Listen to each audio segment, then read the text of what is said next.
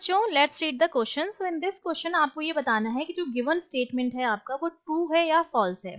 तो देखो स्टेटमेंट क्या कह रहा है, specific heat capacity of a gas at constant volume is less than that at constant pressure. जो स्पेसिफिक हीट कैपेसिटी होती है किसी भी गैस की एट कांस्टेंट वॉल्यूम मतलब CV, वो हमारी लेस देन होती है specific heat capacity at constant pressure.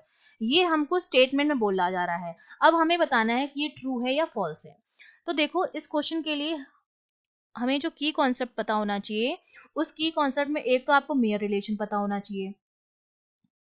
ठीक है, मेयर रिलेशन कहता है, मेयर रिलेशन जो सीपी और सीवी में रिलेशन बताता है वो कहता है सीपी माइनस सीवी जो होता है that is equal, sorry, Cp minus CV जो होता है वो R के बराबर होता है। ये हमारा मेयर रिलेशन है और R की वैल्यू जो होती है वो पॉजिटिव होती है, ये हमें पता ही है। ठीक है, तो R की वैल्यू अगर पॉजिटिव है और Cp माइनस सीवी R के बराबर आ रहा है, दैट सिंपली मीन्स जो Cp है वो ग्रेटर देन Cv होगा। यही कह रहा है। तो ये चीज इस चीज को प्रूव करे, यही हमसे स्टेटमेंट में कहा जा रहा है। अब देखो इसका रीजन मैं बताती हूँ। स्पेसिफिक हीट कैपेसिटी बेसिकली क्या है, जो हीट हमें रिक्वायर्ड है किसी भी सिस्टम के लिए। अब देखो जब हम कांस्टेंट वॉल्यूम की बात करते हैं, जो बेसिकली मेरा क्या हो गया, आइसोकोरिक प्रोसेस हो गया, और हमारा जो वर्क डन होता है वो क्या होता है, PdV के बराबर होता है। आइसोकोरिक प्रोसेस में वॉल्यूम जो है कांस्टेंट है, दैट मींस dV की value change in volume zero होगा, तो वर्क डन जो होता है वो जीरो होता है। लेकिन जब हम बात करते हैं कांस्टेंट प्रेशर की, जो कि हमारा होता है आइसोबेरिक प्रोसेस, उसमें हमें वर्क डन करना पड़ेगा, W इक्वल्स टू PdV।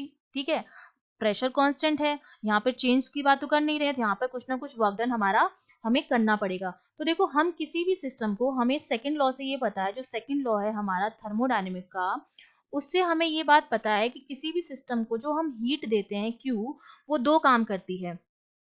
एक तो वर्क डन करती है, work done on the system, sorry work done by the system, plus increase its internal energy, और इंटरनल एनर्जी जो होती है वो एसोसिएटेड होती है टेम्परेचर से बेसिकली।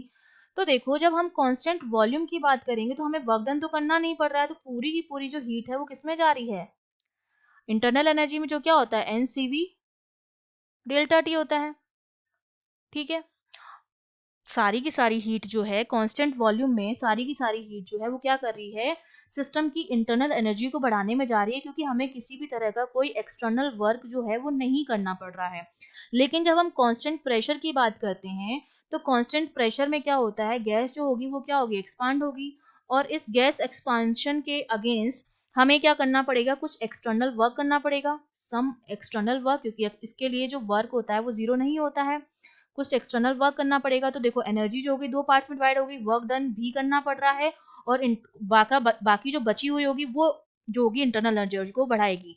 तो हमें same rise of temperature, for the same rise of temperature the internal energy of a mass of a gas will increase by the same amount, चाहे वो प्रेशर और वॉल्यूम जो हो वो कांस्टेंट हो। तो देखो कांस्टेंट प्रेशर पर एक्सटर्नल वर्क हमें करना पड़ रहा है और कांस्टेंट वॉल्यूम पर हमें वर्क डन नहीं करना पड़ रहा है, तो क्या होगा, जो Cp की वैल्यू होगी हमारे पास वो क्या आएगी, ज्यादा आएगी, और Cv जो होगा वो हमारे पास कम आएगा। यहाँ पर जो हीट है वो दो चीजों का सम है, और यहाँ पर जो हीट है वो केवल केवल और केवल इंटरनल एनर्जी से एसोसिएटेड है।